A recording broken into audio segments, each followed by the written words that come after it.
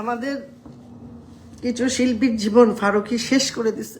একটা দেশদ্রোহী, একটা কালপ্রিট, একটা অসভ্য, কাজই করতে পারতাম না। যেখানেই গেছি সেখানেই ফারুকী, সে যেত, তার বউ যেত। সরি, আমাদের কিছু শিল্পীর জীবন ফারুকী শেষ করে দিছে। ও মনে করতেছে ও জিতে গেছে, ও জীবনেও জিততে পারবে না। এই ছেলেটা কি যে টেকনিক জানেও, মানে এত টেকনিক জানে, মানে এই টেকনিকের কোনো তুলনা নাই।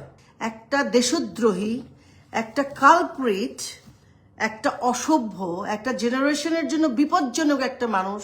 একটা না, এদের মতো সবাই তো, রেজওয়ানা, ফারুকী, আদিলুর রহমান, তারপরে হচ্ছে আমাদের ছাড়, কি নাম, ছাড় ছাড় ছাড় ছাড় না, ছাড় না, স্যার বলবো না, স্যার তোকে বলাই যাবে না, স্যার।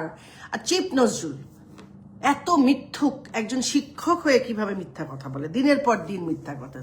রিজওয়ানা এত মিথ্যুক, এত দম্ভ, তার এত দম্ভ, কাজই করতে পারতাম না, কোথাও ঢুকতে পারতাম না। সেখানেই ফারুকী, যেখানেই গেছি সেখানেই ফারুকী, সেখানেই ফারুকী, সেখানেই ফারুকী। টাকা দিয়ে সব ম্যানেজ করে রাখতো সে, সব। সে যেত, তার বউ যেত। দেখেন এখন তার এই যে দেখলাম একটা অনুষ্ঠানে তার ওয়াইফের যে অ্যাটিটিউড, এবং সে, তার ওয়াইফ বলছে তার আত্মীয় স্বজন আছে আওয়ামী লীগে, কি জলিল কাকা, জলিল ভাই নাকি ওর আত্মীয় হয়, হ্যান হয়, তেন হয়। ভাই, যদি আমি প্রাউডলি বলতে চাই, আমি যার সন্তান, অমলেন্দু বিশ্বাস, জ্যোৎস্না বিশ্বাস, আমার কিন্তু আত্মীয় সব জায়গায় আছে। 5ই আগস্ট আমাকে অনেক ধরনের শিক্ষা দিয়েছে।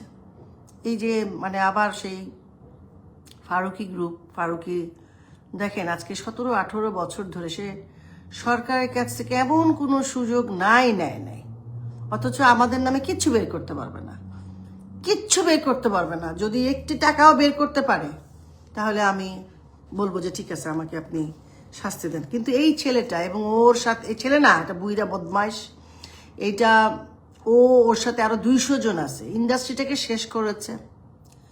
ইন্ডাস্ট্রি যারা ভালো কাজ করতেন, আমাদের ফিল্ম ইন্ডাস্ট্রি, সে সবসময় বলতো আমাদের ইন্ডাস্ট্রি অশিক্ষিত। ওর কোনো ধারণাই নেই, কারণ নিজে একটা অশিক্ষিত, বুঝছেন।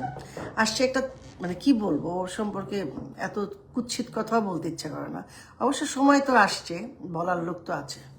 সে কি ঘন্টার ছবি বানায়, ওর আবার ভক্ত, বিশ্বাস করেন। আমাদের ইন্ডাস্ট্রির বড় বড় লোকরাও দেখি, বড় বড় মানুষ যাদেরকে আমরা রেসপেক্ট, তারা ওকে কি তেলবাজি করতো, আমি না হতবাক, ভাই কি করে সম্ভব ভাই এই লোকটার সাথে তার। আর এবং যেভাবে আমি আসলাম 6 তারিখে, তো আমি রওনা দিলাম, একটা লোক আমাকে খেতে দিল না, বিশ্বাস করেন। কতবার আমি ওই লোকটারই সারা জীবন আমি অবশ্যই পাবো, সেই লোকটা সে কে, কি করে, বারবার আমাকে খাওয়া থেকে উঠাইছে, আমাকে খেতে দেয়নি, আমি দেশটা ছেড়ে চলে আসছি।